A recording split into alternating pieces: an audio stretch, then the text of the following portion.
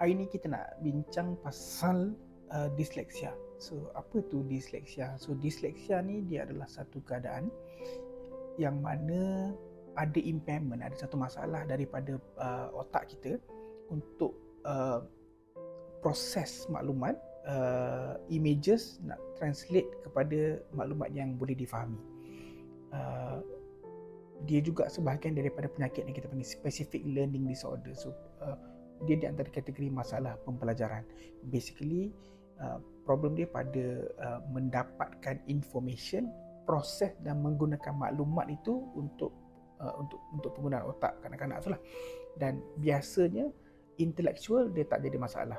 Maknanya IQ dia tak ada okey. Dia kadang IQ dia sama ataupun mungkin IQ dia lebih tinggi berbanding dengan orang yang lain pun. Tapi pada pemprosesan maklumat tu dia ada masalah sikit. Cuma satu problem dengan disleksia ni, sebahagian daripada gejala dia, ramai orang ada. Kita pun kadang-kadang ada gejala yang lebih kurang sama, cuma teruk atau tak teruk je. Dan disleksia sendiri pun dia ada spektrum dia. Ada yang very mild, ada yang teruk. Itulah dia.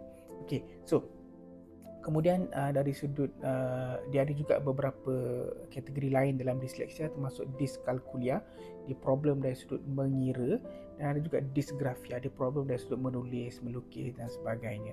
So apa dia tanda-tanda dia yang biasa kita boleh nampak, yang tanda mungkin kanak-kanak tersebut ada disleksia. Contohnya dia ada masalah dari sudut nak pakai baju, nak ikat tali kasut, dan biasa kalau dapat pakai kasut pun kena dia salah, kasut kanan pakai sebelah kiri, dia salah kiri kanan.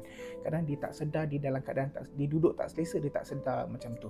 Dia senang clumsy, senang jatuh-jatuh, senang accident prone lah. Kemudian dia dia tak pandai dia susah nak hopping, nak skipping dia susah. Kemudian kalau main bola kan dia tak pandai sangat nak baling, nak tangkap bola dan sebagainya. Kemudian dia selalu confuse direction, atas bawah, kiri kanan, depan belakang, dalam luar, dia confuse dari segi yang tu. Dan satu lagi, dia juga susah nak ikut arahan. Kalau kita bagi arahan, satu arahan dia boleh buat, tapi kalau lebih daripada satu dia tak boleh. Masuk mainan dalam kotak, patut angkat kotak letak atas meja, dia tak boleh. Dia boleh buat satu saja. Macam tu dia akan susah macam tu.